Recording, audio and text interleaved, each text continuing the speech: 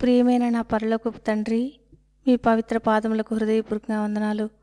నాకు ఇచ్చిన రక్షణకై స్తోత్రం చెల్లిస్తూ, నడిపిస్తున్న విధానం అంతటి కోసం వందనాలు చెల్లిస్తూ, ఎంతైనా నమ్మదగిన దేవుడిగా ఉన్నందుకు ఆరాధించి పూజిస్తూ, మమ్మల్ని అందరినీ మీ హస్తాలకు అప్పగించుకుంటూ ఈ సమయాన్ని దీవించమని ప్రభువైన యేసుక్రీస్తు నామములో స్తుతించి ప్రార్థించి వేడుచున్నాము తండ్రి. ఆమెన్. ఫిబ్రవరి 7 ఎడారిలో సెలయేర్లు అనుదిన ధ్యానమాలిక. నా ప్రాణమా నీవేళ కృంగియున్నావు. కీర్తనలు 43:5. కృంగిపోవడానికి కారణం ఏమైనా ఉందా? 2 కారణాలు. 1, నువ్వింకా రక్షణ పొందలేదు. 2, రక్షణ పొంది కూడా పాపంలో జీవిస్తున్నావు. ఈ 2 కారణాలు తప్ప కృంగిపోవడానికి మరే కారణమూ లేదు. ఎందుకంటే కృంగిపోవలసిన కారణం వస్తే దాన్ని దేవునికి ప్రార్థనలో విన్నవించుకోవచ్చు. మన అవసరాలన్నింటి గురించి, కష్టాలన్నిటి గురించి, శ్రమలన్నింటి గురించి దేవుని శక్తిలో, ప్రేమలో మనకున్న విశ్వాసాన్ని ఉపయోగించి ఆదరణ పొందవచ్చు. దేవుని యందు నిరీక్షణ ఉంచుము. దీన్ని గుర్తుంచుకోండి. దేవునిలో నిరీక్షణ ఉంచకూడదు అనే సమయం, సందర్భం లేనేలేవు. మన అవసరాలేమైనా, మన ఇబ్బందులేవైనా, మనకి సహాయకులెవరూ లేకపోయినా మన కర్తవ్యం ఒకటే, దేవునిలో నిరీక్షణ కలిగి ఉండడం.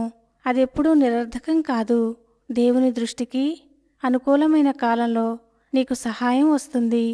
జార్జ్ ముల్లర్ అంటున్నాడు, గడిచిన 70 సంవత్సరాల 4 నెలల్లో కొన్ని వేల సార్లు ఈ సత్యాన్ని అనుభవపూర్వకంగా తెలుసుకున్నాను. ఇక సహాయం రావడం అసాధ్యం అనుకున్నప్పుడు సహాయం వచ్చేది.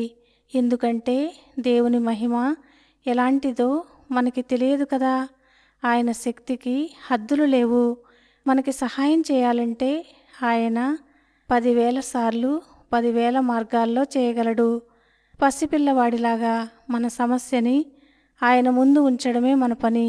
నా విన్నపాలు విని వాటికి నువ్వు జవాబు ఇవ్వడానికి నేను అర్హుణ్ణి కాను. కానీ మా రక్షకుడైన యేసు ప్రభు ద్వారా ఆయన కొరకు నా ప్రార్థనని ఆలకించు. నువ్వు నా ప్రార్థనకి జవాబిచ్చేదాకా నమ్రతతో కనిపెట్టగలగడానికి కృపను ప్రసాదించు. ఎందుకంటే నీకు తగిన కాలంలో నీకు తోచిన రీతిగా నాకు సమాధానమిస్తావని నాకు తెలుసు అంటూ మన హృదయాలను ఆయన ముందు ఒలకబోయాలి.